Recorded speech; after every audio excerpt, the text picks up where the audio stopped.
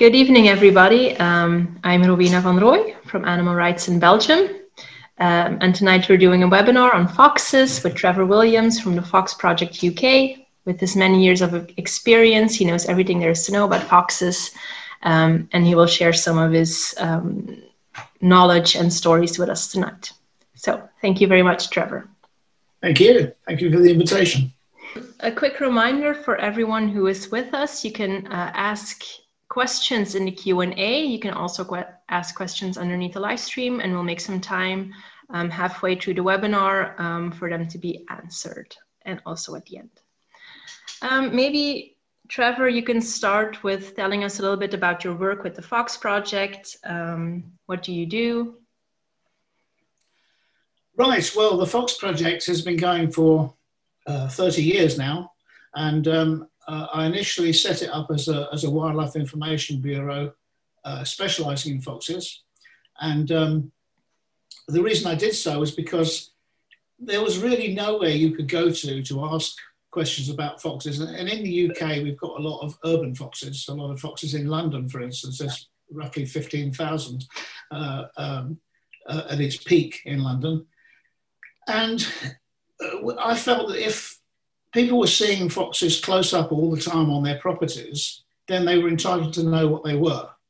And really the only places you could go to until we established ourselves as a Wildlife Information Bureau were either the pro-hunt or the anti-hunt organisations, because they had the word fox on their websites. You were going to get some information on foxes from one side or the other.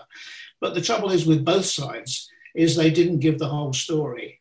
The pro-blood sports people, the hunting people, would put forward a story which portrayed the fox as a complete villain, killing everything randomly and cruelly. And the anti-hunt side would tend to put a gloss on it so that it appeared that the fox was almost a vegetarian, a vegan, in fact. So it didn't do it didn't kill livestock, it didn't kill chickens or anything like that. And it was ridiculous. I felt that you needed to know about foxes in a comprehensive way. You needed to know everything about it. Otherwise, you weren't getting the information. So that's why I felt it was important to do that. While I was doing that, I also set up a fox deterrence organisation, which I wanted to try to replace private pest controllers with a humane alternative, an alternative where we could solve people's problems with foxes, mostly in urban areas, in gardens, without killing them. So that was important to me as well. And that's probably the most important thing we've ever done. And in the process of setting the organisation up, we also became a wildlife hospital. I never envisaged that. I didn't plan that. It just kind of happened. And today we're taking in something like around about 1,200 to 1,300 foxes every year on a rescue basis, and getting them back to the wild as much as we possibly can. So that's the Fox Project in a rather large nutshell. You've already talked about there being many, many foxes in London, many urban foxes. We kind of have the same, I guess, on a smaller scale in Belgium and the Netherlands. But why do you think foxes prefer the urban landscapes? I don't think it's so much that they prefer it. I think because they're very opportunistic, they're very adaptable animals, they can live in any kind of environment. It doesn't matter whether it's urban, suburban, or rural areas. They can find a way of making a living in all of those areas. And I think all that really happened is that while we've got a large urban population, probably it's reckoned about 13% of the UK population is urban, about 13%, not 30%, 13%. And it's growing all the time. But I don't think it's growing in terms of the fact that there are more foxes in urban areas as much as we are spreading our urban areas wider. And as we do so, the foxes simply stay in those same places and just adapt to our presence, that's all. They do perfectly well because there's the same kind of food supplies there. There's rodents, there are birds, There are rabbits in the fields and the railway embankments and places like that. So they're still getting the same kind of food if they need it, but they're also getting the benefit of the rubbish we leave lying around. So they can make a perfectly good living. And they're perfectly happy. You know, some people seem to think that foxes in London ought to be taken back to the wild. We always say they are already in the wild. It's just a different kind of wild. Okay, that's a nice thing to say. And what do you advise people, you know, when there's foxes in the area? They might sometimes, you know, have encounters. How do you advise them on living together with foxes? Well, the important thing is to try to take away the fears and the myths about foxes. We've got a pretty good understanding of foxes, thanks really to some very good television programs, which have shown UK wildlife doing what it really does, as opposed to the kind of things that people used to say it did. So we've got a better understanding of wildlife, particularly of foxes. What I say to people that find foxes in their urban areas will depend on their attitudes. If they like the idea of seeing foxes around and the reason they're calling us is because they want to know how to help them, I'll just say, well, if you want to help them in hard weather, difficult weather, then there's no reason why you shouldn't put out food for them to help support them. You know, no harm done by doing that. If you don't like them and you like your garden not to have any foxes in, then there are ways of encouraging the foxes to move on. You won't stop them coming through your garden, but you can stop them from staying in the garden. And that's really just by using non-toxic chemical repellents, not harmful repellents at all, but just things that undermine the animal's ownership of the territory. It makes it think there's another animal there. So you can get your own way with foxes if you don't like them and you don't want them, very cheaply and very easily without killing them. Okay, that's some good advice. And then, you know, we already talked a little bit about the food sources of the fox in the city, but in general, also foxes living in more rural areas. What is their diet like? Well, the diet's not that much different, really.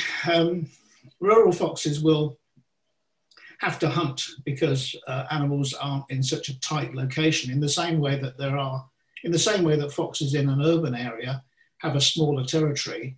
So do their prey species, so do the rodents, so do the birds. They probably all have a small territory as well. So, but in a rural area, they'll have a bigger territory, a wider territory. So it's more hard work to catch your prey. Hunting, some people think foxes hunt all the time, and foxes should hunt because that's what they were born to do. Well, that's nonsense. Foxes aren't just hunters. Foxes are opportunists. They're scavengers. They will pick up dead food, dead animals, and both in urban and rural areas. Of course, unfortunately, there are plenty of dead animals on the road. So, you know, there's a good food supply there. In season, they will eat fruit. Once again, people sometimes think, well, foxes only eat meat. Well, no, they don't. They'll eat anything that's available. And fruit in the season is a very good food supply.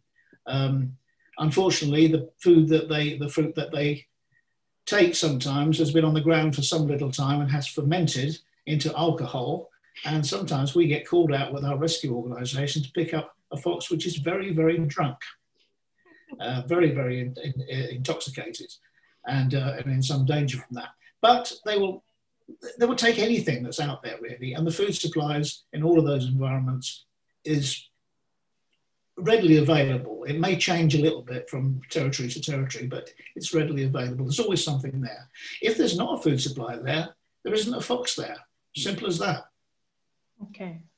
So it's basically also a question of managing food sources. Yeah. And then just for people who don't know anything about foxes, what is their life like? Like, how does a fox live? How old do they become? When do they mate? Okay, that's a long, big question that takes the whole book to write, really. Yeah.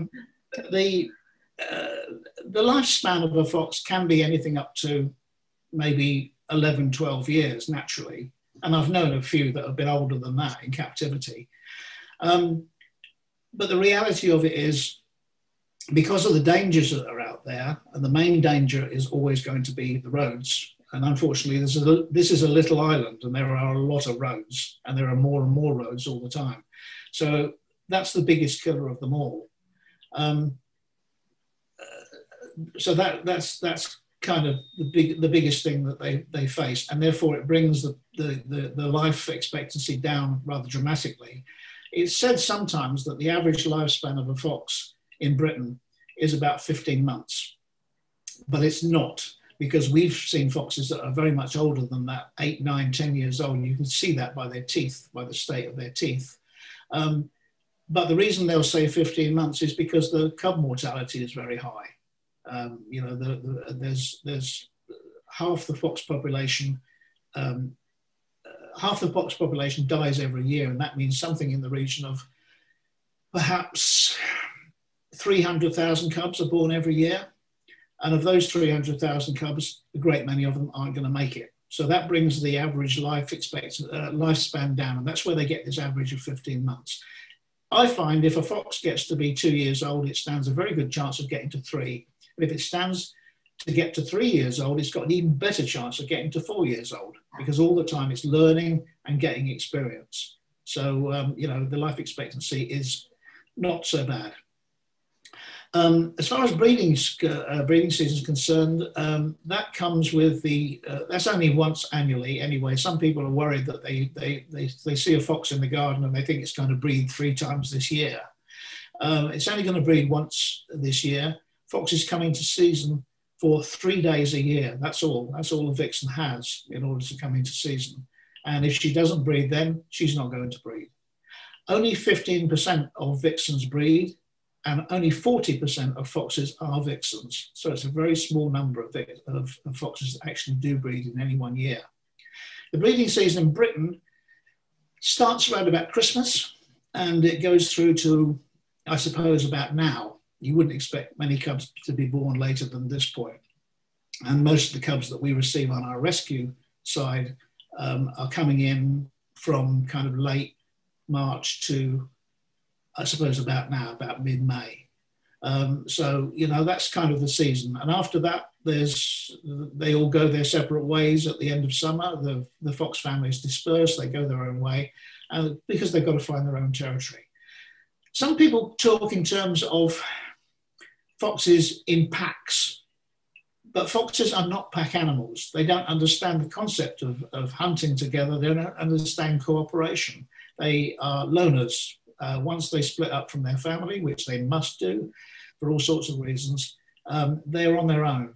They're not pack animals. They don't know the meaning of cooperation. They're, in that way, I suppose they're probably more like cats than dogs. But I always think that the behavior of a fox is somewhere between a cat and a dog, and takes the best of both worlds. But I imagine that the male and the female do raise their cubs together, or am I wrong? That kind of depends on the man. Some men don't hold up to their responsibilities, but some do. Some are very good fathers.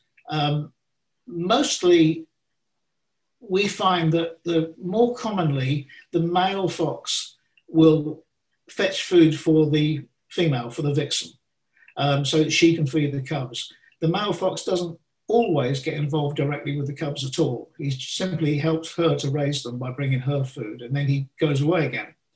And that can happen until the cubs are weaned. They're not taking milk anymore, and at that point he will probably start to disappear and go his own way again, because I mean they don't mate for life, they just mate for that one season. Having said that, we've known a few foxes that have stayed together with the same vixen for several years in a row, and I think that's possibly because they're not just mates, but they're also friends, so that can happen. But then I guess they stay together when they have their mating season, and then they disperse and then they come back together again. Yes. I mean, they must disperse because they must go and find their own territory and hold their own territory. That is the nature of it. Cubs must also go and find their own territory. If the cubs don't go and find their own territory, they'll drive one of the adults out and they'll take over that territory. So it's like cowboy gunslingers. The newcomer comes in and takes over from the old gunman. Oh, and how does it go? How do they take over territory of another fox? Mostly it's kind of, it's just proving yourself stronger. Foxes won't fight if they can avoid it. They'll tend to go in for body language, for posturing, for making a shape that, arching their back, making themselves look bigger. And they try to resolve their issues that way so that whoever looks the biggest and makes the most noise is probably going to be regarded as the most dominant one. Nobody really wants to fight because there's no benefit for predators to fight, because you might win the battle, but you might lose the war in the end because you've been damaged as well.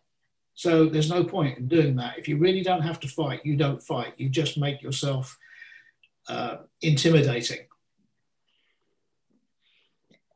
You also said that many foxes don't live longer than 15 months of the cubs. Why is that? Why is the mortality rate so high? I think it's not particularly true about foxes as much as any other species. I mean, if you get finches, birds, I don't know what the word for finch is with you, maybe it's the same. But if you get, we have finches born in our garden, and there may be 8 finches that hatch from the eggs in a season, and they'll fly. And 2 weeks later, you'll find that there's only 4 of them left. And 2 weeks after that, you'll find there's only 2 of them left.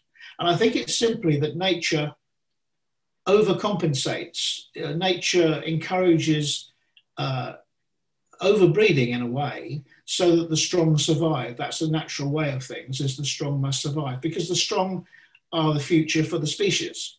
It's as simple as that, really. So it's harsh, it's hard, but it's natural. So the cubs aren't dying because of any unnatural reason. They're dying because they are not going to make it. They're just not strong enough, not clever enough. All sorts of reasons like that. Okay, but then if we look at it another way, what is the main reason people bring in foxes to your shelter?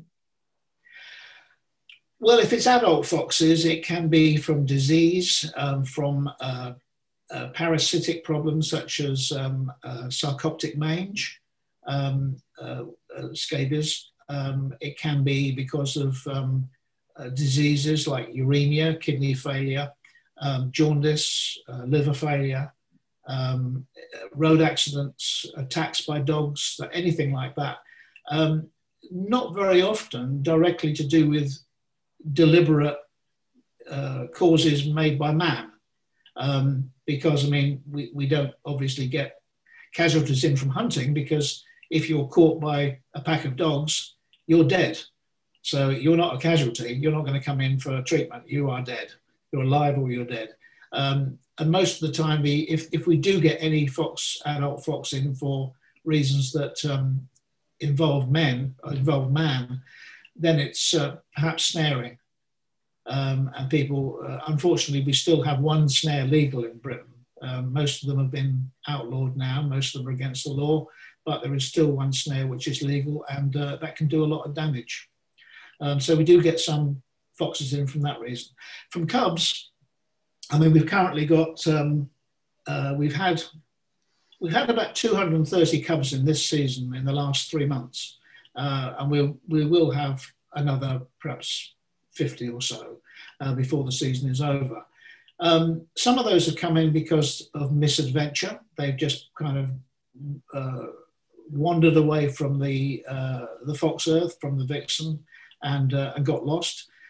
Sometimes they're deliberately got rid of by a vixen because she knows that they're not well and there's nothing she can do about it, and she can't spend time worrying about a sick cub when she's got 4 others to feed. So she will deliberately go and put that somewhere else, and somebody will find that, and that will come into us. We get some that have been attacked by dogs and by cats, or by large birds, corvids, black crows, rooks, magpies, jays. They will all attack cubs. And so there's all sorts of reasons they may come in. We managed to give them that second chance, really. That's what we're here for. And of the 230 we've had in so far, we've managed to reunite about 45 of them, I think, with their mothers, which is a bit of a difficult job to do, but it works if you can get it right.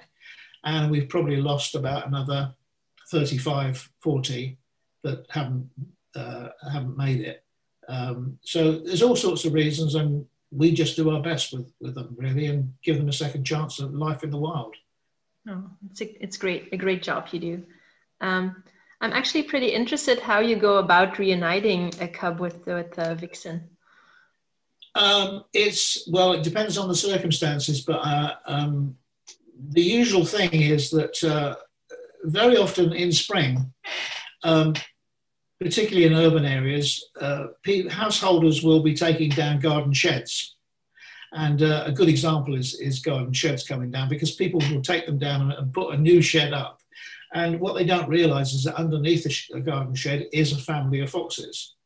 They often don't even know there's a family of foxes nearby, but underneath their own shed, they've got a family of foxes with tiny cubs. So they'll take down the shed. And it must have happened probably 10, 12 times this year, where people have phoned up and said, I've taken down my shed, I've got a group of cubs underneath it, but there's no adult fox, so what do I do? And the obvious answer to that is, well, the adult fox has run away because it's been able to do so. There's all this crashing going on around it with the shed coming down, and so it's just disappeared. But they will always come back for the cubs when everything quietens down. So we always say, well, just put the base of the shed back down over the top of the cubs, or put them in a box with a hot water bottle inside and something over the top to stop anybody else getting in there, and the vixen will come back and take them away again. And mostly that will happen. It's a little bit risky because sometimes it doesn't, and we have to go back the following morning. We find we've got 5 cubs which are very, very hungry and haven't been picked up, because sometimes the vixen has been too afraid to return. An inexperienced vixen, an inexperienced mother that's never had cubs before may not be as concerned or caring as an experienced vixen. But that's pretty well how we try to get them back. It's just kind of putting them back where they were, leaving them alone, and hoping that overnight when things get quiet, that she'll be back for them. Mm-hmm. And it works a lot of the time. Okay.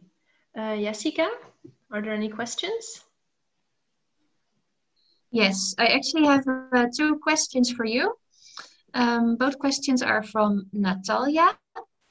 And the first one is, if you could tell something about the relationship between foxes and cats and dogs in England. Okay. Well, dogs tend not to like foxes. I suppose it's because they're dogs tend, well, they're both very territorial, and they've got the same kind of lifestyle. They've got the same kind of scent marking. They don't get on all that well. Having said that, we do find sometimes that a fox and a dog do become friends. But I would never risk it. If I had a dog, even if I knew that dog very well and I was taking it out for a walk and a fox came along in front of us, I would be worried that my dog would go for the fox. There is an instinct in there to do that. As far as cats are concerned, in a way, they're a bigger problem, because people worry about foxes taking their cats. It's the other way around is the problem. Not cats taking foxes, but cats doing damage to foxes. We get far more foxes coming in with bad scratches, sometimes losing an eye, sometimes, very badly torn, because a fox doesn't have those claws. A fox has broad, blunt, running claws, digging claws. They're not designed to kill. That's not what they're for. Whereas a cat has, those claws are designed to kill. And a fox knows this. We've got 3 cats. It doesn't worry me at all that foxes come through the garden all the time and I've got 3 cats, because if my cats see a fox, they'll usually chase it away. So no real problems with those at all. And occasionally it will go the other way too. Like I said, with foxes and dogs, sometimes we'll become friends. I've known foxes and cats become friends and lie out in the garden together in the sun very, very happily. I even knew of one fox with a goat that were friends, and I don't know what they had in common. Well, thank you. That sounds really nice, all these friendships. I have another question from Natalia, and I would say this is your expertise. She says there's a wild fox in Belgium which lives in a park and needs veterinary help. Locals try to catch her, but without success. There's a cage with food and a camera. Do you have any tips? Not really. The thing is, if there's a cage trap, they're trying to catch the animal. You need to be sure that the cage trap is big enough to start with. It's no good using a cat-sized cage because you need the animal to go all the way in. I presume that whoever's trying to catch the fox knows this, knows that the cage trap is big enough to do the job. But the fact is, if a fox doesn't want to go into a cage trap, you can't make it happen. We've got 12 cage traps we move around all the time to try to catch sick foxes, and we catch perhaps 1 out of 12, and 11 of them will not go into a trap. So there's nothing you can do about that. The trouble is you're dealing with wildlife, and wildlife is wild, and wildlife is not cooperative. So all you can do is your best and just hope that that's the problem. Did they say what the actual problem with the fox was? No, I cannot see that here in the question. I just wondered whether there's anything they could do in terms of using medication for whatever they think it has wrong with it. But no, there's no tips really. We just use dog food in traps. We don't use anything special.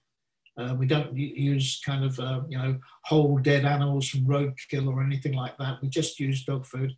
And it's the best result we get is 1 in 12 perhaps. And we know what we're doing. I actually have one question myself that I'm curious about, and then I will let you and Rowena do the talking again. How did you get involved with foxes, like from the very start? Right, well, I suppose the first memory I've got of a fox is I grew up on my uncle's farm in the countryside on the border of Wales, and we were out one day. I must have been maybe 8 years old, and we were walking through this orchard, and from the long grass this fox just suddenly came shooting out of the grass, and in my little child's mind it was like a fire, because it was very, very red. It was a sunny day, which made it even more red. And it was like a burst of fire coming out of the ground. And that stayed in my mind for years. It stayed in my mind now. I can still see it very strongly. That was my first notice. Years later, I started to go out badger watching. I thought badgers would be very interesting. And I knew where there were some badgers I could watch. So I was going out at 4 o'clock in the morning and watching the badgers. And I was seeing foxes come along as well. And there were more foxes than there were badgers. And they were more interesting because I found that I couldn't tell the badgers, one badger from another badger. They were boring. They really didn't have any personality because they were all the same.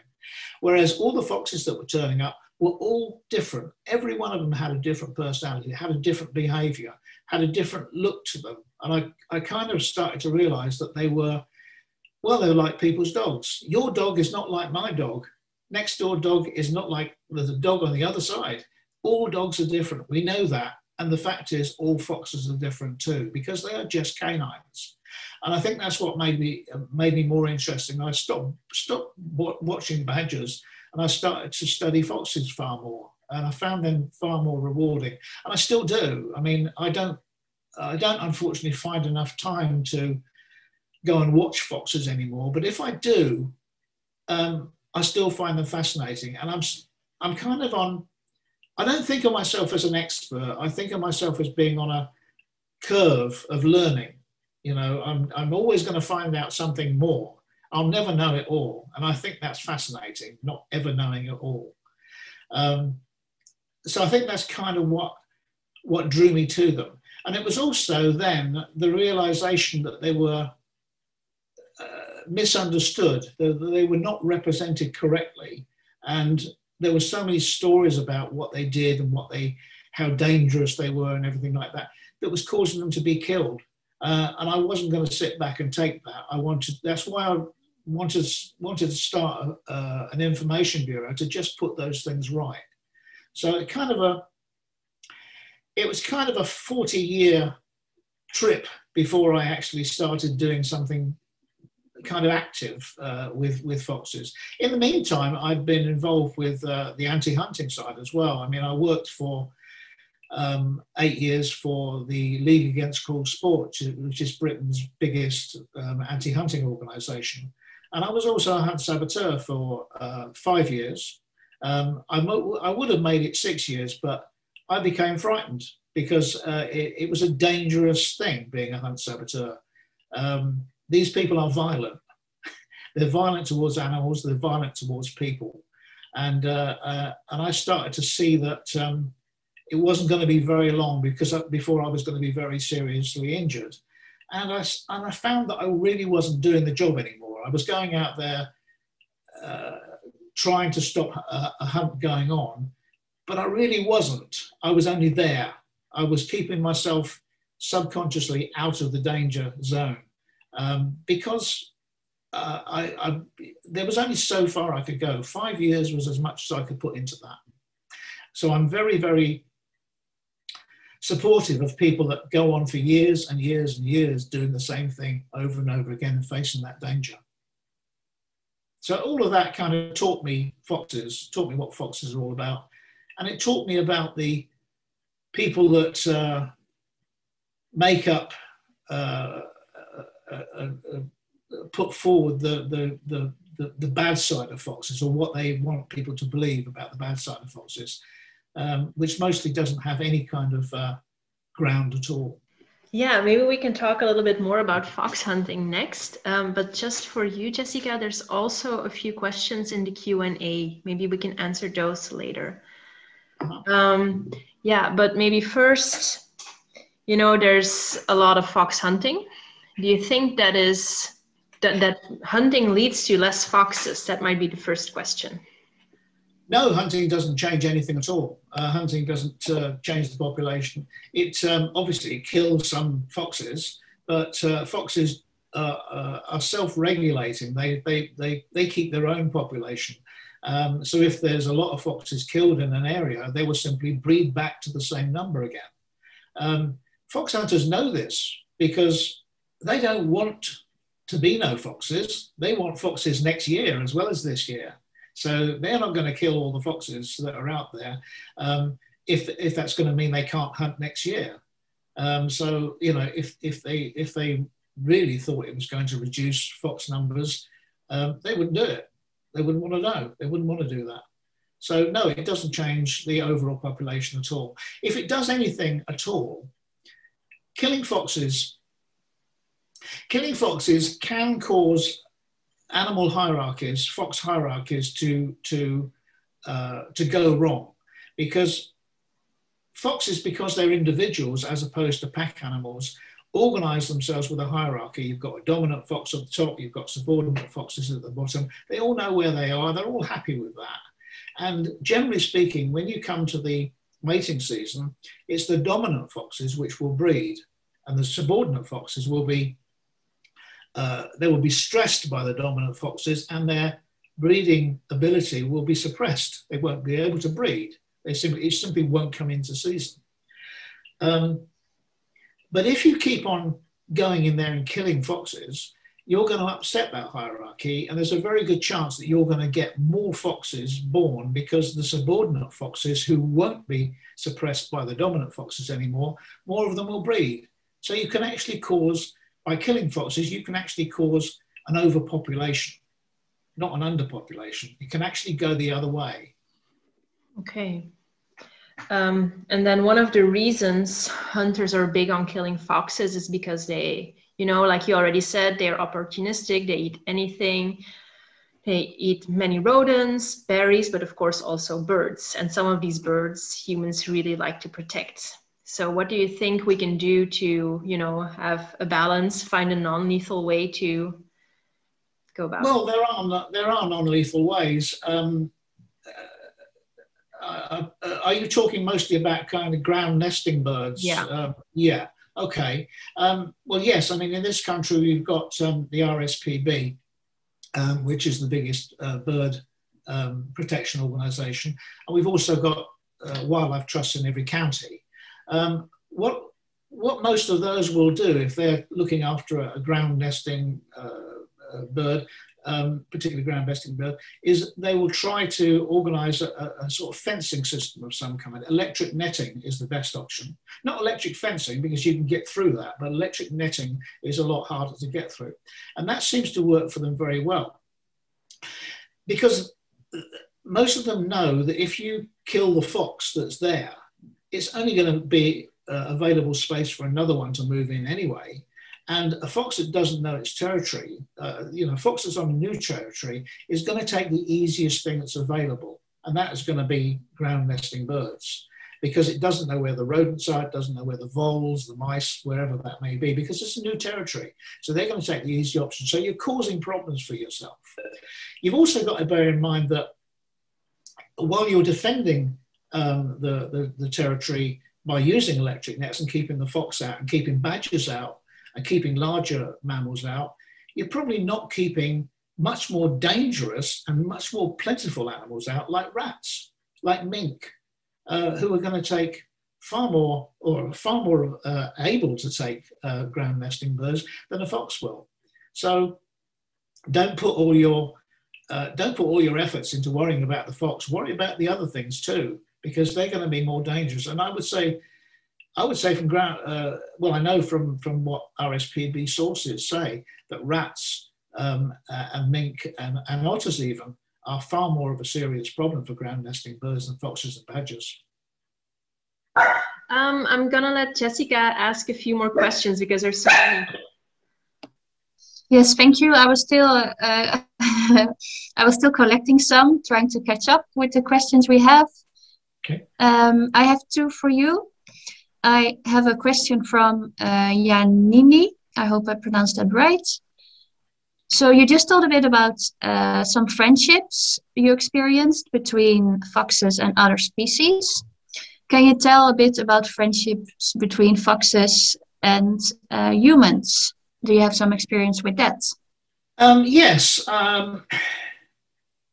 It's something we are careful about, because we always say to people that feed foxes, and a lot of people feed foxes. I should think there's somebody in every street in Britain feeds a fox. You can guarantee that's the case. Lots of people do feed them. But we always try to say to people, don't try to take over their territory. Don't try to give them everything they need, because you need to remember this is a wild animal. It needs to look after a wide territory. It needs to have a wide selection of food. And some of that should be natural foods, natural food that it might catch, like rodents, like birds.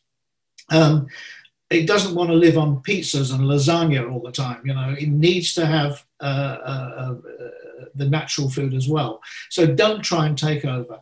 But we always say it's still a nice idea to be able to put out food in the same way that you feed birds, in that it's not necessarily all together just for that animal or just for those birds. It's because you want to see them there. And there's no harm in that. It's nice to be able to do that. And you get used to the animal's behavior. You get used to knowing what the animal is, and you're less fearful about it. And that's for both of your benefits. Both you and the fox would benefit by that. So there's nothing at all wrong with that. Having said that, we bring up, as I said earlier, something like, well, we'll be releasing something in the region of 200 fox cubs this year at the end of summer, in little groups of 5 all over the southeast. And we don't release them until they're wild. Now, you bear in mind that these cubs have been bottle fed. They've been handled. They've been used to people, but we've got to get them back wild again to go back to the wild. And when they go back to the wild, and they will be wild, because we've got a system which makes sure that they are that way. And we want them not to like us at all anymore. It's great when they're tiny and they're on the bottle and they, I'm daddy. So yeah, that's good. But we want them to go back to the wild in a completely wild state, because if they want to make friends with people later, that's up to them. But we don't want them going out there kind of tame to start with and walking up to the wrong person. So it's important that they're kept as wild as they possibly can. And if you have a personal relationship with a fox later, then great for everybody, but don't expect it to happen necessarily, and don't try and take over its life. I have a bit more information from Janini, who asked the question. She said now she lives in Sweden at the edge of the forests, and from her window a lot of times she sees foxes. Mm-hmm. Well, she doesn't put food out, she always keeps at a distance. Yep. But she asked, is it okay to come a bit closer, or will I disturb them? I think foxes are intelligent animals, and if they just see one person and it's always that same person, they will distinguish between you and everybody else. So don't invite your friends around so you all do that. What you want to do is just you do that, or maybe your partner or whatever, just a couple of people, because they'll get used to you and they'll be tolerant of you. I think that's a good thing to do, because you can learn more about the animals that way, and you're not interfering with their life. And it naturally works as well, because they will get used to you, particularly if you put a few scraps of food out for them as well. That's no harm in doing that. I mean, a good example of how intelligent foxes are in terms of deciding who they will trust and who they won't is we get calls from people saying, I've got a fox in the garden, needs rescuing, and I know this fox, it's been coming around for 2 years and I feed it every night, so you can easily come and catch it. And we always say, no, we can't, because the minute we arrive, that fox is going to disappear. And it's always the case that it does disappear, because it knows those people that feed the fox every night, but we're new. They don't know us at all. So they do distinguish between who they know and who they don't know. So if you're careful enough to just make it yourself, or just 2 of you that gets closer to that fox, I don't think you are putting it any harm. But if you try to get it trusting of too many people, it's going to trust the wrong person. Can I maybe ask you a few questions also? I want to combine a few. Someone asked, what is the perfect location, or how do you prepare animals for their release? You already talked a little bit about that, but how do you decide what is a good territory? And then there was another question that ties in with that. Do foxes have really strict boundaries in their territories, or do they sometimes overlap? Okay, well, they will overlap, because the time that the time you're releasing cubs back into the wild is the same time as they would be naturally dispersing from their families. Well, at that time of the year, it's the hottest time of the year. It's, midsummer, early autumn. It's very hot, and there's not a lot of hostility. Everybody's kind of tolerant because it's too hot to fight, really. So, that's from releasing them at that time. There's not really too much problems go on between them. So they will tolerate overlapping territories. I'm sorry, I've forgotten what your first question was. What was the first part? Oh, how do we release? How do we decide on release? Yeah, and where to release. Okay, well, that's hard to do. And we've had to gradually, over the years we've been going, which is 30 years now, we've had to gradually find places. They are always rural. They were always countryside. We'll never release cubs in an urban area, because the first thing they do if you release a fox in an urban area, is go across a road, and they've never seen a road before, and that's it, it's all over. So we never do that. It's always rural. It will surprise some people to know that some of the release sites we have are farmers, because if you listen to hunters and shooting people, they'll tell you all the time that every farmer hates foxes. Not true, not true at all. Most farmers are crop farmers. They're arable farmers. Foxes are not a threat to arable farms. Rabbits and rats are. And of course, foxes keep down rabbits and rats. So we've got farmers who are very happy for us to release 5 cubs every year on their farms. If they're not farms, then they're small holdings, or they're people that live on remote houses, again in the countryside. We will avoid anywhere where there's sport shooting, because that's the biggest killers. They are the biggest killers, far worse than hunting. Shooting people in this country kill far more foxes than hunting people do. And we will never release foxes where there is an organised pheasant shoot goes on, because the pheasants are raised for shooting, and in order that they've got as many pheasants as they can have, possibly hope to shoot, they kill everything else in the area. Everything. Doesn't matter whether it's foxes or anything. They will kill everything. So there's somewhere we will not go near. We also won't go near busy roads, because, of course, again, the first thing you do is cross a road. You've never seen a road before, and that's it. You're dead. So we try to keep it as safe as we can. The other thing is we will never use a release site where there's already cubs that have just been born that year, because we don't want to overpopulate any area. And if there are 5 cubs already there, that's enough. That's what the territory expects there to be. Put another 5 cubs there, somebody's got to lose. So we don't want anybody losing. So we won't go for that kind of area. So we have to be very careful about those places. We rely on, currently, I think we rely on about 34, 36 different release sites that we can use in any one year. And that's for 5 cubs. Each of those sites is for 5 cubs. Okay. I have some more questions coming in, if that's okay with you, Rowena? Yes. Okay. Well, I have a combined question because it's sort of similar from Trace and Rudolph.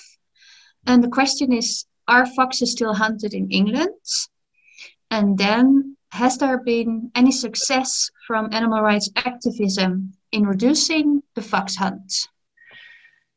Yes, hunting does still go on. Hunting was actually made illegal back in 2004. That hasn't stopped them at all, because they think that they're above the law. They don't care. They've not changed their behaviour.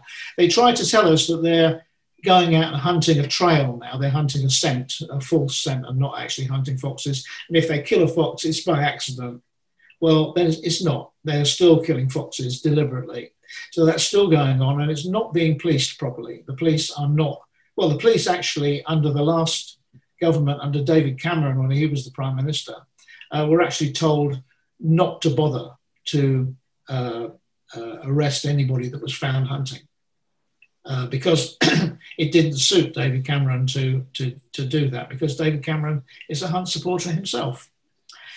And the same goes now with Boris Johnson. He's another hunt supporter. So we're not going to get any improvement on policing those hunts. So, of course, hunt saboteurs have still got to go out there to try to stop foxes being killed. And that's going to continue until there is proper police action to do it. If the police won't do it, then police that aren't police are going to have to stop it. It comes down to that. Yes, there has been progress. I think the progress doesn't come so much from the fact that the fact of campaigning to stop hunting. A lot of the changes and the reduction in hunting that's going on is because of farmers themselves. Because farmers are younger now. They're not as interested in hunting as their parents were. There are less of them that go. So hunts are combining now. You get where there were, I think there were in 1984, when I was working for the League Against Cruel Sports, I think there were 220 fox hunts in the country. That's down now to about 150. So these have had to combine because they can't find enough support for themselves. They can't find enough places to hunt because farmers are closing their land to them. And that's what's going to stop hunting in the end, is farmers not allowing them to hunt on their land. And that's happening more and more. So, you know, it will stop, but it'll take its time, and it'll be stopped from a different source than we kind of thought it would. Maybe it's important for the viewers to know that what in English is called fox hunting is a specific type of thing with horses and trails. Yeah. That doesn't exist in Belgium or the Netherlands. What we have here is more shooting. Right. Like groups of hunters will go just walk through the field and try to chase out the foxes after they will be shot. Or they also use traps. Okay. Does that also exist in the UK? Yes, those do exist as well. I don't know how they can call that hunting. They're not hunting for anything. They're shooting something. That's not really kind of hunting, but it's just killing. Yeah, hunting I always just have taken to mean sort of trying to do something almost natural, like animals do. But shooting something is not like animals do. So how can that be hunting? Anyway, yes. Yes, we have a different form of hunting it's not just exclusive to England or to Britain, but it involves people on horseback mostly, with a pack of hounds, around about 30 hounds usually, especially bred for the purpose. So yeah, it's a different kind of approach to shooting or any of those other things. Yeah, I mean... But the result, of course, is the same. I'm sorry? But the result, of course, is the same. Well, the result is the same, but as I said earlier on, I think in some respects, shooting is worse than hunting, because, to be honest, I mean, as a hunt saboteur, I've been out many, many times with trying to stop hunts, and the hunts haven't found a fox at all. And if they found a fox, the fox has often got away. Well, that's not the same as shooting. With shooting, the fox doesn't usually get away. Mm-hmm. So I find that to be more dangerous to foxes. Well, it is more dangerous because it kills many more foxes. It probably kills about 60,000 foxes in Britain, shooting, whereas hunting, the last time I saw any figures, was about 12,000. It's also a lot more difficult for people to disrupt fox shooting than it is to fox hunting. And a lot more dangerous, yeah. Yeah, you're facing a gun. When you're facing a gun, that takes a lot more courage than facing a man on a horse. Well, I don't know. It's just a different kind of courage. Do you have any more questions, Jessica? Yes, I do. You already answered this a bit at the start of the presentation, but the question is the fox life similar to that from a wolf? No, not really. Simply because a wolf is a pack animal. It has a family group. It's controlled. It's cooperative. It's like domestic dogs. Domestic dogs will revert to being wolves, really, if they go wild, and they'll all gang up and form a pack. Foxes don't do that. They don't understand that. They are lone animals. There's a difference, really. If you think the logical thing, it makes sense for a wolf to be in a pack because it's going to hunt a deer or antelope, something big. Well, that means everybody's going to get a good meal out of that. With a fox, it's going to catch a rat. Why would it take two friends with it to catch a rat? Because it's not going to get very much out of that. So there's no benefit to foxes in being in a pack.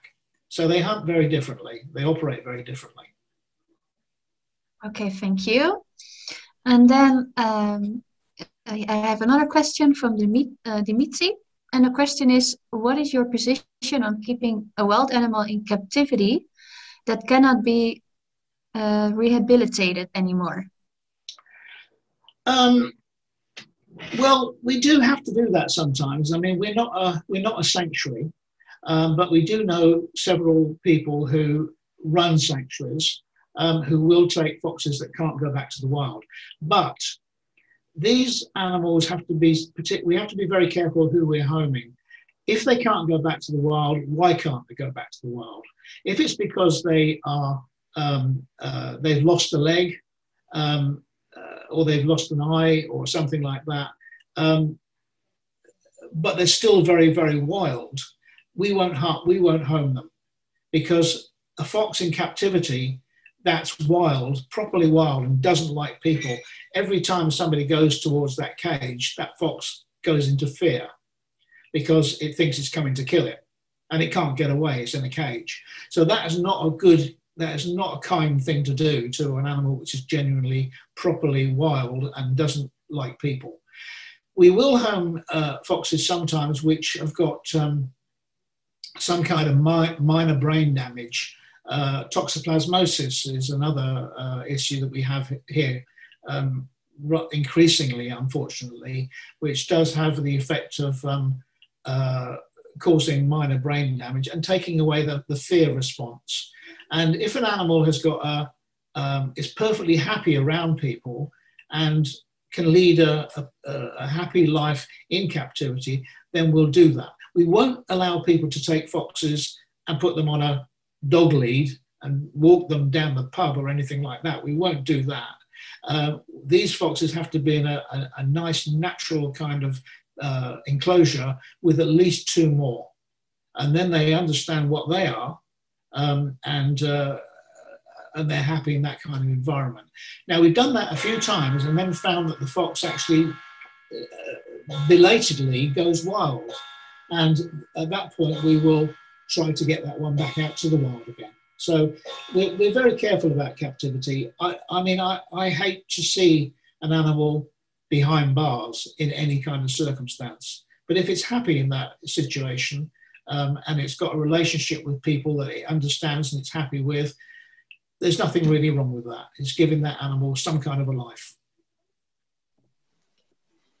Maybe one last question, if there's something else.